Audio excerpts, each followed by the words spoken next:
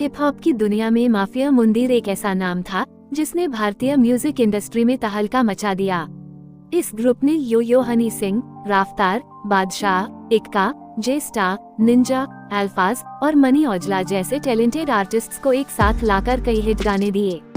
लेकिन एक समय ऐसा भी आया जब ये ग्रुप टूट गया और इसके मेंबर्स के बीच दरारें आ गईं। इसके बाद बादशाह और रफ्तार ने कई बार हनी सिंह के खिलाफ बयान दिए और डिस ट्रैक बनाए। हाल ही में हनी सिंह ने द लल्लन टॉप को दिए एक इंटरव्यू में इस पूरे विवाद पर खुलकर बात की।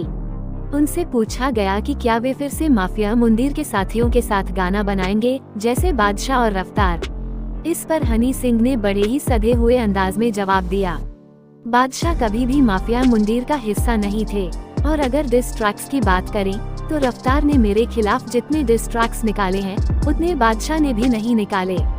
लेकिन फिर भी मैं रफ्तार की इज्जत करता हूँ क्योंकि वह सड़क से उठा हुआ टैलेंट है। मैंने उसे नहीं उठाया था, उठाने वाला तो ऊपर वाला है, मैंने तो सिर्फ उसे चुना था। वो एक अच्छा टैलेंट है, लेकिन किसी के कहने पर वह मेरे ही खिलाफ हो गया। जो भी उसने समझा, मैंने वैसा कुछ नहीं किया था।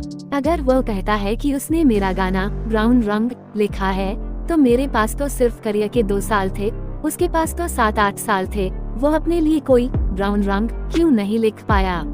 हनी सिंह ने ये भी कहा कि अगर उन्हें मौका मिला तो वे रफ्तार, लिल गोलू और इक्का के साथ फिर से काम करना चाहेंगे, क्योंकि ये सभी जमीन से उठे हुए टैलेंट हैं। लिल गोलू और इक्का ने कभी मेरे खिलाफ नहीं बोला, रफ्तार ने किसी के कहने पर बोला। रफ्तार दिल का बुरा नहीं है। हनी सिंह ने एक दिलचस्प किस्सा भी साझा किया। एक बार मैंने फ्लाइट बोर्ड की, एक हाथ उठता है और आवाज आती है पाजी। तो मैंने सोचा कि शायद कोई फैन होगा, इसलिए मैं बैठ गया। वह रफ्तार था, साथ में उसकी पत्नी भी थी। उसने मेरे घुड़े पर हाथ लगाया और कहा, पाजी आज के बाद कभी गलती नहीं होगी। मैंने कहा, भाई कोई बात नहीं, एंजॉय कर। लेकिन उसके 6 महीने बाद ही उसने मेरे खिलाफ डिस ट्रैक निकाल दिया। मैंने ये बात कभी किसी इंटरव्यू में नहीं बताई कि रफ्तार ने मुझसे माफी मांगी थी, लेकिन उसने माफी मांगी और फिर 6 महीने बाद ही मेरे खिलाफ गाना निकाल दिया।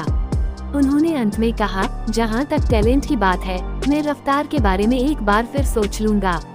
लिल गोलू और इक्का के साथ मैं काम करूंगा, लेकिन बादशाह के साथ कभी नहीं। वो कभी भी माफिया मुंदीर का हिस्सा नहीं थे। हनी सिंह और बादशाह के बीच भी समय समय पर तनाव रहा है, लेकिन कुछ समय पहले बादशाह ने अपने झगड़े को खत्म करते हुए हनी सिंह से माफी मांग ली थी। अब देखना यह है कि आने वाले समय में इन कलाकारों के बीच रिश्ते किस दिशा में जाते हैं।